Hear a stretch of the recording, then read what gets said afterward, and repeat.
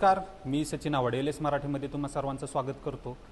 Cockroach जनता party या पार्टीची जी आहे ती सोशल मीडियावरती मोठ्या प्रमाणावरती चर्चा असल्याचं आपण सर्वांनी पाहिलं आहे. परंतु आता दौंड तालुक्यातील बोरमलनाथ परिसरामध्ये आज प्रत्यक्षामध्ये या पार्टीची एक समन्वय समितीची बैठक झाल्याची माहिती सध्या मिळते आणि याच बैठकीतील काही जण आहेत आता आपल्यासोबत. आपण त्यांच्याकडूनच माहिती घेणार आहोत. नेमकं काय घडलं, काय सांगाल? सर्वांना नमस्कार. मी विक्रांत शंके.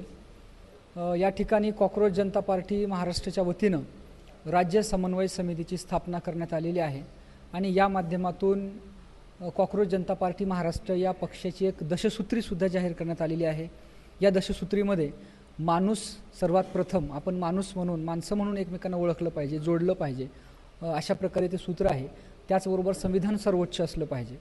जात धर्म पंथ निरपेक्ष आणि कुठल्याही प्रकारे द्वेषपूर्ण बाबी पसरवणाऱ्या पक्षीय राजकारणाला विरोध, सर्वसामान्य माणूस असेल, कामगार असेल, तो केंद्रस्थानी असला पाहिजे. निष्पक्षता, प्रामाणिकपणा, पारदर्शकता हे प्रशासनाचे वैशिष्ट्य असले पाहिजेत आणि या सगळ्या मानवी मूल्यांना आणि विशेषतः संवैधानिक मूल्यांना पुढे घेऊन कॉक्रोच जनता पार्टी हा पक्ष पुढे जाईल अशा प्रकारचा ठराव या बैठकीमध्ये घेण्यात आला. त्याचबरोबर या बैठकीमध्ये 8 ते 10 जणांची जवळपास राज्य कार्यकारिणी समन्वय समिती सदस्य म्हणून नेमणूक करण्यात आलेली आहे.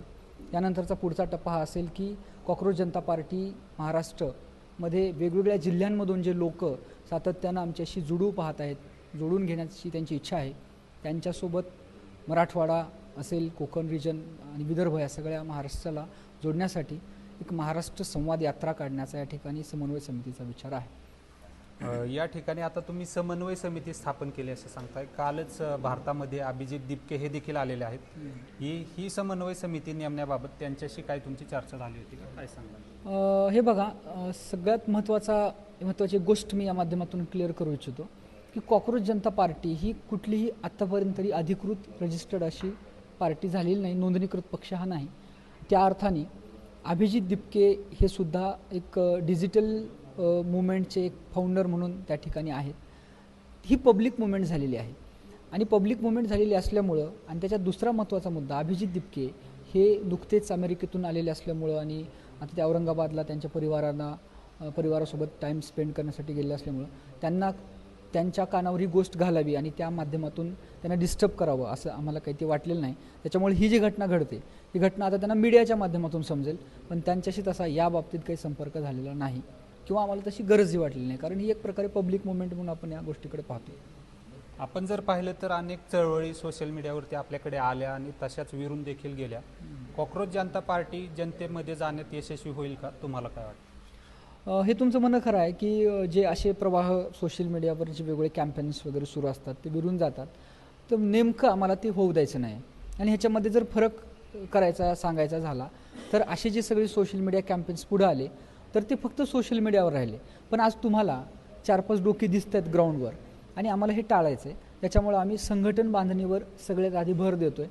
ज्यावेळेस एक बघा, कुठलीही चळवळ मोठी व्हायची असेल तर त्याला एक त्याची सुस्पष्ट अशी वैचारिक भूमिका आणि जमिनी स्तरावरचं संघटन या 2 गोष्टी महत्त्वाच्या असतात आणि नेमक्यापणानं त्या गोष्टी ती नस पकडून आम्ही काम करत आहोत. आणि कॉक्रोच जनता पार्टी ही आता जनतेची चळवळ झालेली आहे आणि ती जनतेपर्यंत घेऊन जाण्यासाठी आम्ही कटिबद्ध आहोत.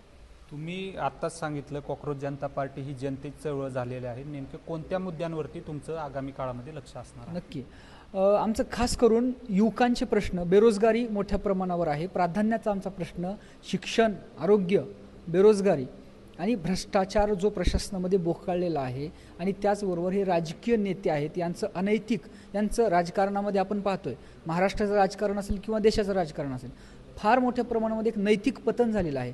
मोरल व्हॅल्यूजला या कुठल्याही प्रकारे इथं किंमत राहिलेली नाही. त्यामुळं या सगळ्या ज्या महत्त्वाच्या पाच जे मुद्दे आहेत त्याच्यावर आमचं लक्ष असेल, त्यावर आम्ही काम करणार आहोत आणि सरकारशी भांडणार सुद्धा आहोत. तुम्ही आत्ताच सांगितलेलं आहे जनतेच्या प्रश्नांवरती लक्ष देणार, सरकारशी भांडणार देखील, परंतु यासाठी तुम्ही ग्राउंड लेवलला कशा रीतीने काम करणार आहात? हा त्याचाच एक भाग आहे. ग्राउंडला काम करणं म्हणजे लोकांशी संवाद करणं, जोडणं. कारण जोपर्यंत आपण लोकांच्या विचारांची देवाणघेवाण करणार नाही, एकमेकांना जाणून घेणार नाही, तोपर्यंत या सगळ्या गोष्टी अशक्य आहेत. याची ब्ल्यूप्रिंट ही असणार आहे की या ठिकाणी पहिल्यांदा आम्ही लोक जोडणार आहोत, संघटन स्ट्रॉंग करणार आहोत. आणि मला वाटते की आता ही जी काही राजकीय मुवमेंट आहे, डिजिटल पॉलिटिकल मुवमेंट असं म्हणून आपण याच्याकडे बघतो, तर ही जी चळवळ आहे किंवा हा जो पक्ष आहे तो नोंदणीकृत होईल का, किंवा अभिजित दिपके यांचा या सगळ्या गोष्टींकडे घेऊन बघण्याचा ॲप्रोच काय आहे, या सगळ्याचं उत्तर भविष्याकडे आहे, तो काल त्याचं उत्तर देईल. मात्र सध्या वर्तमानामध्ये चिकटून राहून काम करण्याचा आम्ही सध्याला प्रयत्न करतो. आत्ताच आपण कॉक्रोच जनता पार्टीच्या काही व्यक्ती आहेत, यामध्ये विक्रांत शंके आहेत, यांच्याशी चर्चा केलेली आहे. त्यांनी ही पार्टी प्रत्यक्षामध्ये अस्तित्वात येईल का या बाबतीत ते सध्या प्रयत्नशील असल्याचं सांगितलं. या बाबतीत अभिजित दिपके या सर्व त्यांच्या प्रयत्नांकडे कसे पाहतात यावरती देखील बऱ्याच गोष्टी अवलंबून असल्याचं सध्या तरी दिसतंय. LS मराठीसाठी रिपोर्टर सचिन आव्हाड, दौंड.